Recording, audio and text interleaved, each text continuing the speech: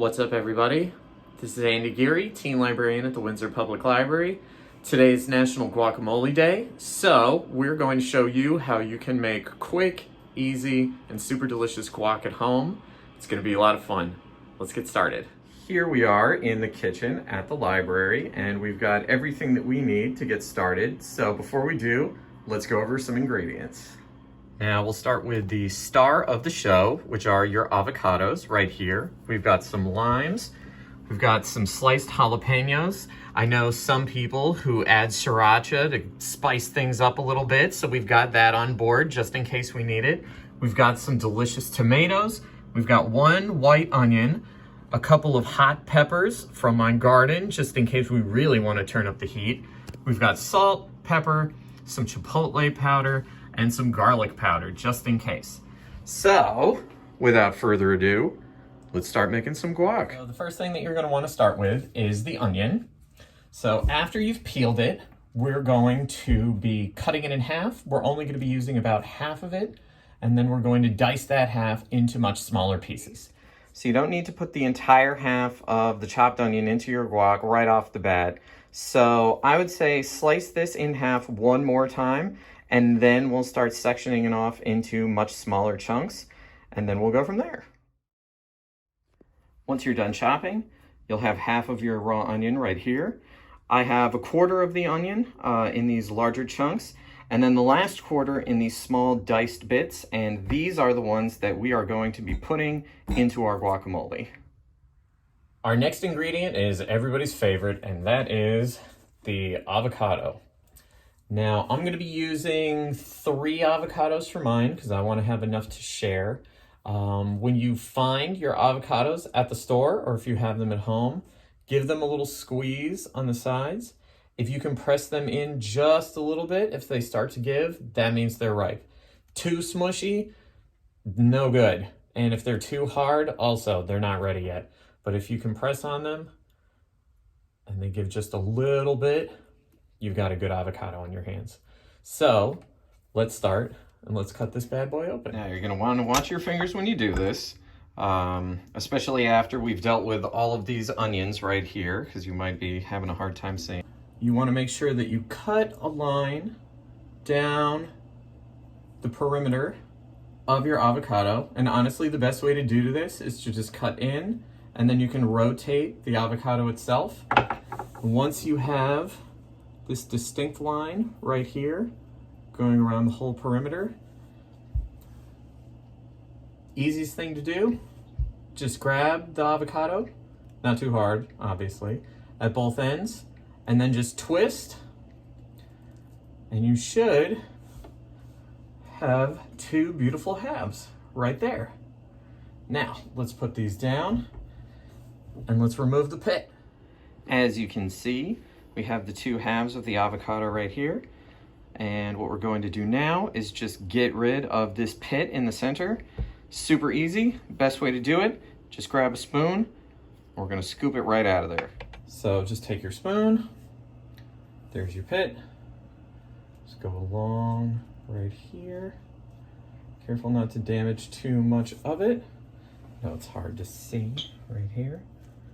Just get that on out. And then you can toss the pit right out of there. Not exactly gorgeous, but we've got it done.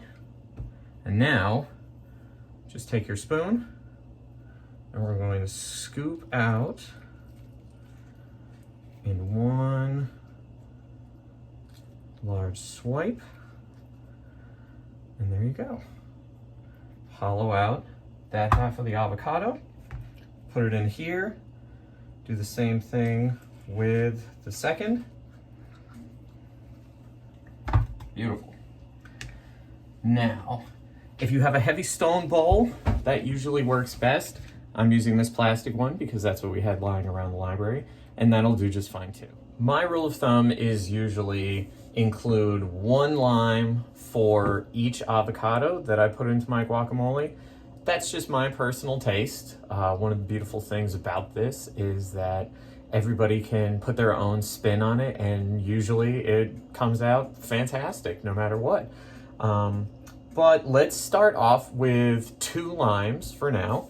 And all we're going to do is we are going to take our lime, cut it right in half, and squeeze the juice into our bowl. So we have our lime juice in here. You can see it sloshing around.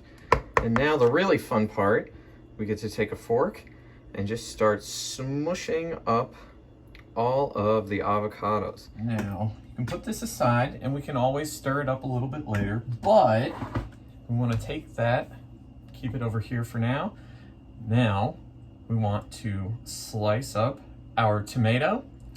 And once that's done, we're going to add that, our onions, maybe some jalapenos to the mix, and then we'll talk about spices. So first, let's chop our tomato. Similar to when we chopped our avocado, I like chopping the tomato in half and then scooping out the seedy part of the inside with a spoon.